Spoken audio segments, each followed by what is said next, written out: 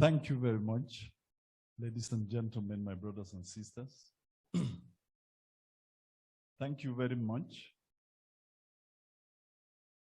the chairman and ACA Germany. Germany has been the example to me of how people who want freedom can support those who are in need of freedom. So I appreciate Germany. I'm glad I am here.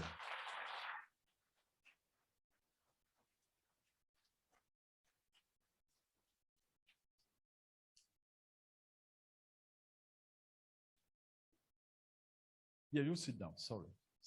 Yeah, sit down. Yeah. The blood of every slain Ambazonian cries out to us. I'm watching you in Germany and I'm asking the question, can you hear? The silence tells me you haven't. Can you hear the cry of blood? Can you hear? If you can hear, how come you people out here are behaving the way you are behaving? When there is a call from the grave, people respond differently. When there is a call of the dead, people respond differently. Why have you let down your own dead? Why have we let down our dead? Before I go to the difficult questions, let me begin. You join me and we serve some honors to the people who deserve the honors of the Ambazonian people. And we will begin with our fallen soldiers, the slain, who are standing up and giving their blood for the freedom that we all seek. Shall we rise?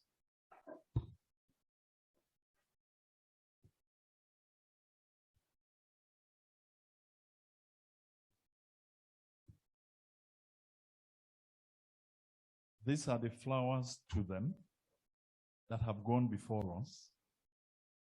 And we send them our greatest honor of appreciation and humility and thanks, because the only way to freedom is to give your blood.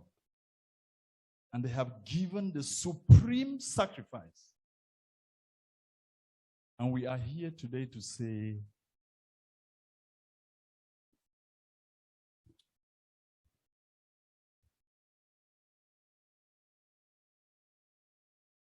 to honor your blood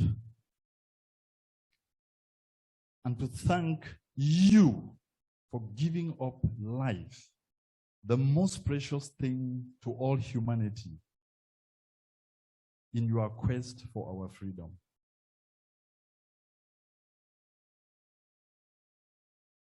I am here today in a strange land to honor you with the hope and the dream that those of us you have left behind can rise up and take the freedoms that you died for. I can hear today, kneeling at your graves, be able to say, I believe in freedom. A lot of people believe in freedom. Let your blood be the ear opener so that they begin listening and learning the road which is rugged and hard to freedom land.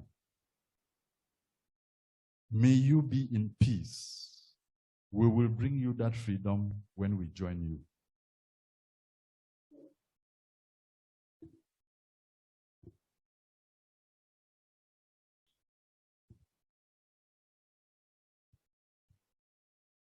being a very solemn occasion to honor their blood. The next group of people we have to honor today are the standing soldiers of Ambazonia. Those who, despite the pressure, despite the killings, despite the genocide, are standing up from the coast of Amber Bay to the savannas of Akko to say, we are not the slaves of La République to Cameroon, and we will live in a free country. I honor those soldiers. We honor them.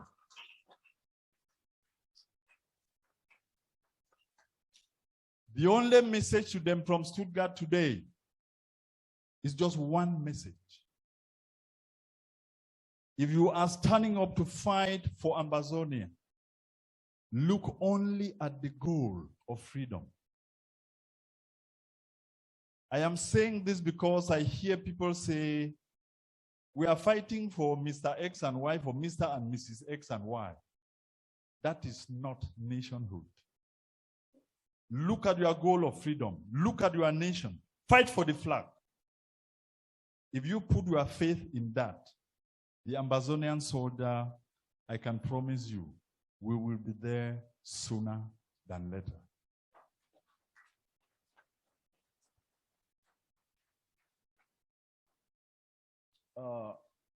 I would like you to appoint two ladies to help us with something here. Two. Come on. Beautiful people. Just run out, you know? Yeah. There are two photographs here of the greatest men of honor that Ambazonia ever had, which I want to share with you. One person should stand to the right and then another. Yes. Can anyone by any chance recognize these veteran fighters of the Ambazonian struggle? Raise the pictures. Raise them up. Raise them higher. Can anyone recognize these two gentlemen? To my right, whom do you recognize? His Royal Highness Hon Wirba. To my left, who do you recognize? Papa Joe Litumbe, the veteran. I have a reason for bringing this here today. And it is really unfortunate that these two people who have given me the greatest inspiration to fight, I am coming here after 3 years of being in a larger prison than Kondingi, or a larger prison than my grave, which was the British Isles. After those 3 years, I'm coming out here when Mola has gone to rest. I would like to say today that we honor him. We revere him. We believe in the fight he fought.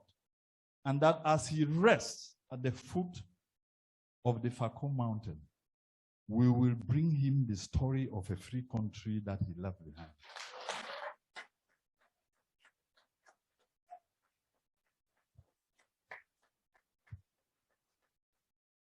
To my right is His Royal Highness Hon Wirba, to whom we who stand here owe everything about Ambazonia. We owe it to him. He's the grandfather of this struggle. Ambazonia as a name itself, he gave it to us. And at the time he took it up, I remember how many people who were still at the university who used to refer to him, he's a madman. Who can fight the whole government now? He's wasting his time. That is the spirit of the man who can liberate his people. It is both their spirits, I want to promise you, that I carry. Because When you believe in freedom, nothing can stop you fighting for it. Nothing can stop you doing any other thing than getting freedom. This is to honor these two gentlemen. And the one addition I want to put in is an error we have made throughout, because oppression is a very dangerous thing. Because oppression makes you believe in what does not exist. We are a united country. We believed it. People said, no, how can, it's one country. How can you split it? There is nothing to split, because the Southern Cameroonian nation has never, at any one time in the history of the world, been an integral part of La République du Cameroun. Never. It has never been.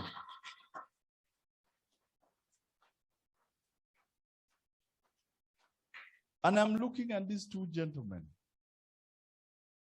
The battle they put up. His Royal Highness is still alive. He is 93. Tired. And I go to see him, to confer with him, to ask for his blessing. And Papa at his age is still talking and saying, you people move quickly. I want to see the free country before I go. At 93. At 93. And his grandchildren sitting here. Oh, we have done it for 3 years. It is too long. We should end it now. We cannot go on. Look at this gentleman. His back folded over in his 90s, still struggling to say, go for the goal. Go for the goal. Take your country that was stolen. And you, his children and grandchildren, are saying, you are tired? You are talking of freedom and acting as if you want to pick a free country? You fight for it. Man, you damn fight for it. Break your bones and give your life. These are the two people who give me the greatest inspiration. For one reason, I'm just going to tell you a little story, an anecdote. When I took up the battle in the assembly, and you got the news going around the world because of social media, these two veterans called me on separate days and said almost the identical thing. The person who called me first was His Royal Highness and said, how did you do it? Nobody. I want to tell you, even me, I could not dare. In that house, how did you do it? And then he said, and then you make me cry at my age. And he wept. And he wept. And said, I am seeing the sign that that free country is there if you could dare do this. And about a week after, Papa Molanjo called me and said, Wirba, what did you just do? What did you just do? Where did you take the courage from? I now believe that if people like you are now standing up and saying it, we will reach there. It was within an interval of 7 days, these two gentlemen. So they are my greatest inspiration. The last thing I want to say about them before you sit down is that this honor is very special to them. For me, because there is something the French Cameroonians have put down into our psychology, which has ruined our lives till today, to make us believe that we are different. The other people are from the southwest. The others are from the northwest. A nation that was independent at independence in 1960-61, like Southern Cameroons. And somebody tells you it is the northwest and southwest of what? An independent nation becomes a northwest or a southwest of what? which means it is the northwest and southwest of La République du Cameroon. We would end it. We end it.